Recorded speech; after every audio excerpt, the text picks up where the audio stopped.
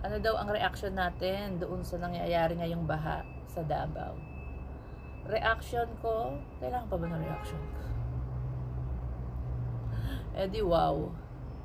Ginusto nyo yan eh, di ba?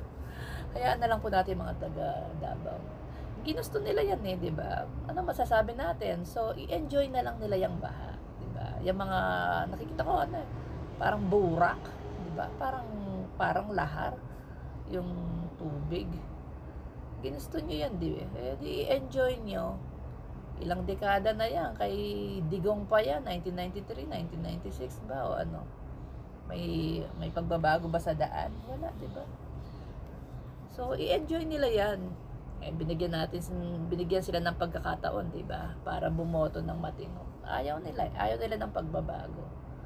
Harap-harapan na yung ano eh, yung mga kalokohan eh, yung pagnanakaw eh, pero bulag talaga. Gaya nga sinabi nung sa DDS na hindi ko alam na gustong gurgurin ng mga Duterte.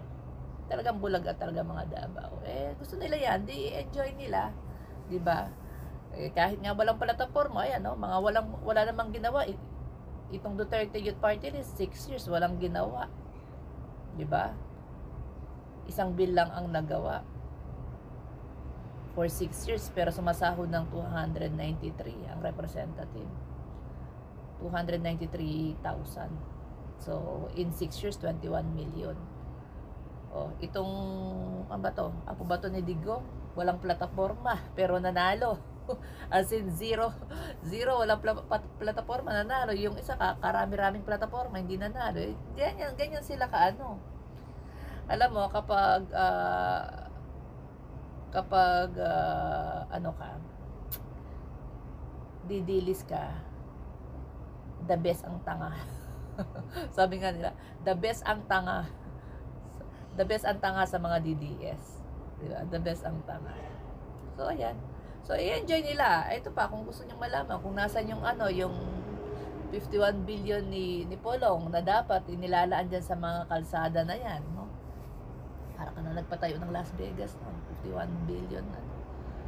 Yung mga project na daan natin, ano lang, maximum 1 billion lang eh. Yung mga proyekto ng daan. Ito, yung mga bridge nga, di ba? Abot lang ng mga millions, di ba umaabot ng 1 billion. Pero itong kay Pulong, 51 billion. Pero bulag siya ng mga taga-Davao. Anyway, enjoy nila yan. Ano yan? I-enjoy natin yan. Diba? Enjoy natin. Sayaw-sayaw tayo gaya ni Pulong. Sayaw-sayaw lang. Sayaw nyo lang yan. I-enjoy nyo. Diba? Total, wala naman sila sa Davao. Kung nasa Davao naman sila, nandun sila sa magandang lugar. Dun sa mayayamang lugar. So, hindi nila nararanasan yung baha-baha na yan. So, kayo mga taga Davao, i-enjoy nyo lang yan. Ginusto nyo yan.